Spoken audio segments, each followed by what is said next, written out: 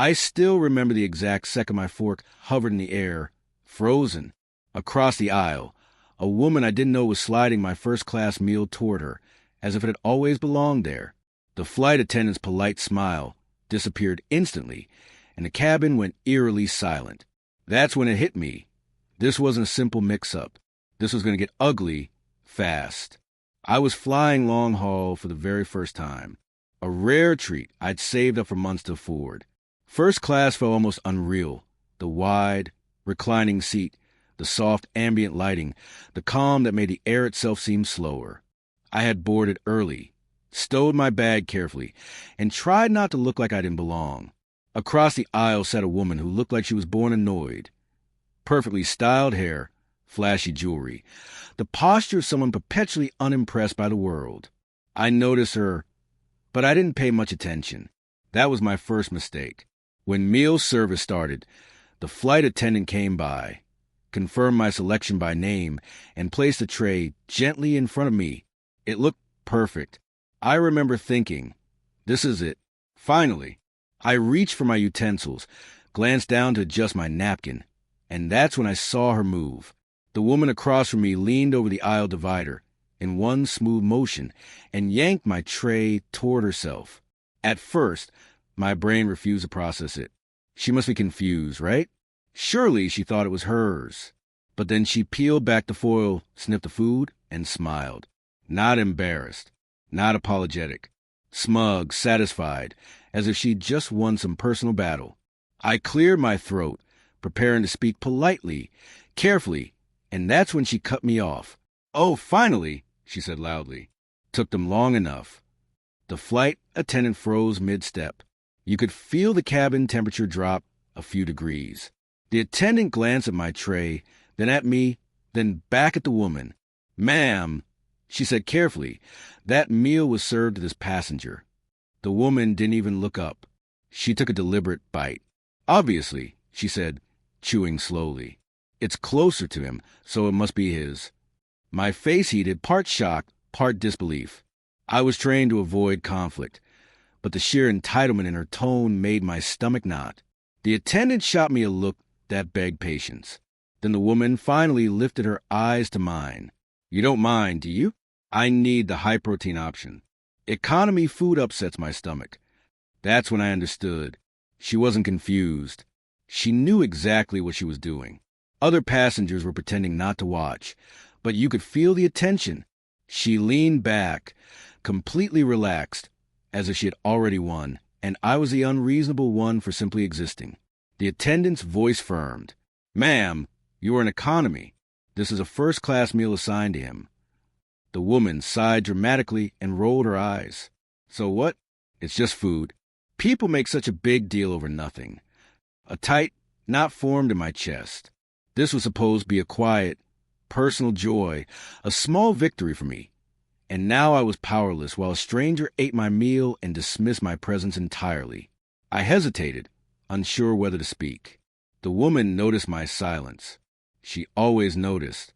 She smiled slow and smug, pushing the tray slightly further onto her table, still close enough to make the point. That's when the attendant did something unexpected. She nodded once, as if a decision had been made, and said calmly, "Please give me a moment." Walking away, the woman smirked, biting another deliberate mouthful, confident she'd won. My heart pounded, realizing something small had become a public spectacle at 35,000 feet. Once the attendant disappeared behind the curtain, the woman leaned back like a queen surveying her domain. She crossed her legs, adjusted her bracelet, and continued eating, each bite slow, purposeful, as if I were meant to watch. I stared straight ahead, jaw tight, pretending not to boil inside. But silence wasn't enough for her.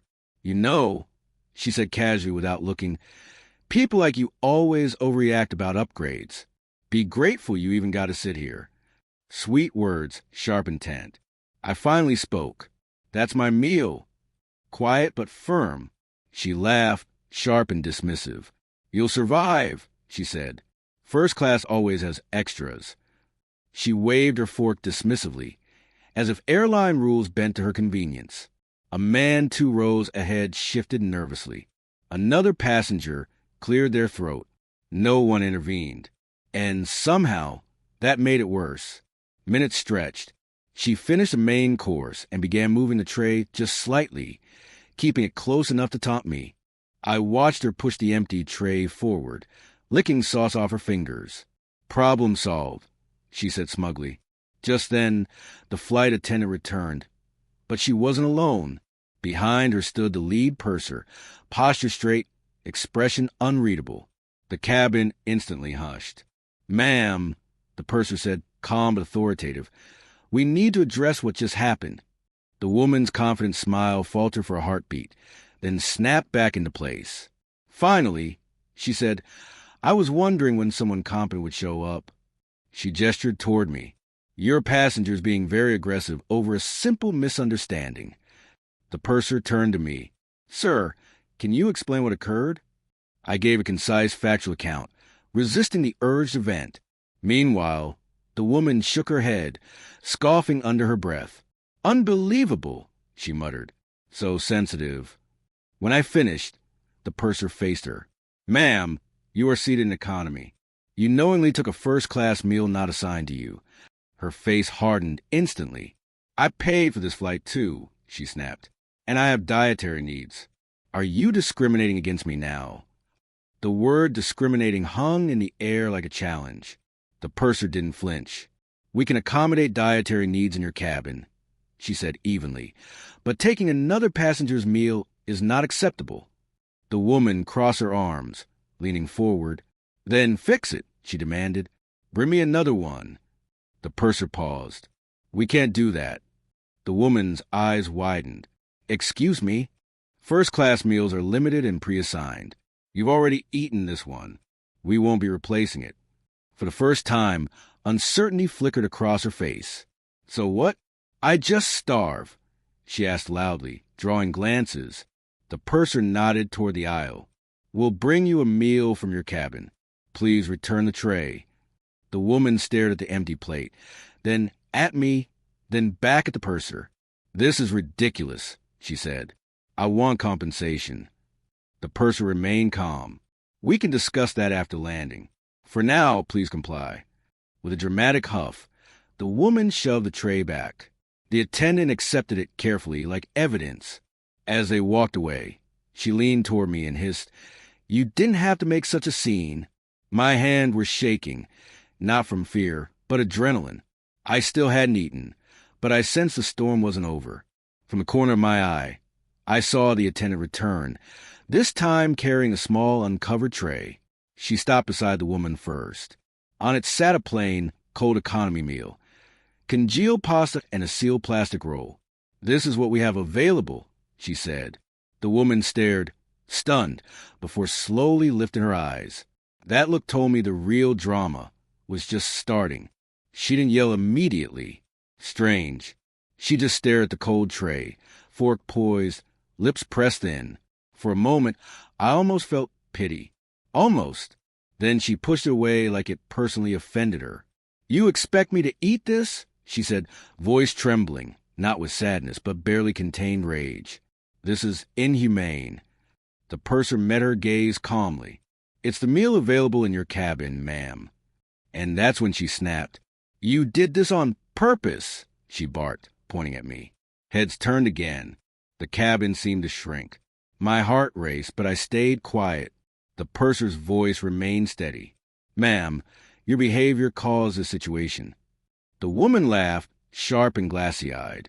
"You have no idea what I'm dealing with," she shot back. "I needed that meal."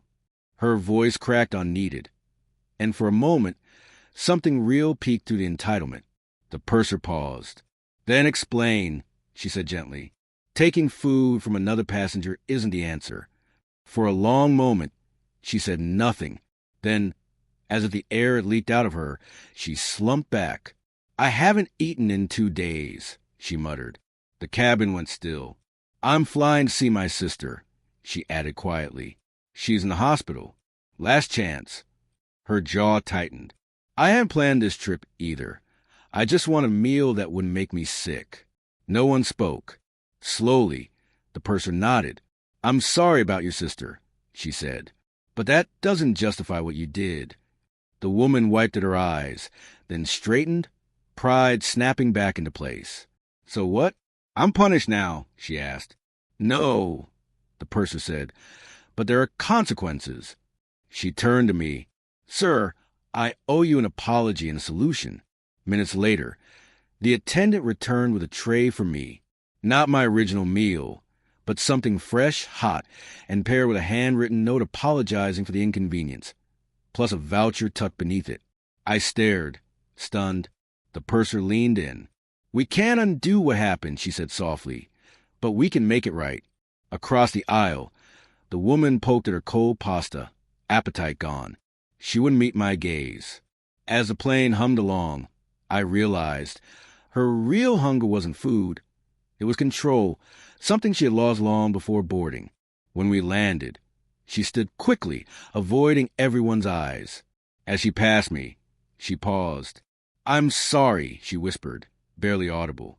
Then she was gone. I finished my meal slowly, savoring it, not just because it was good, but because I'd learned something at 35,000 feet. Entitlement can look loud and ugly, but sometimes it masks fear. And standing your ground doesn't make you cruel. It just reminds people where the line is.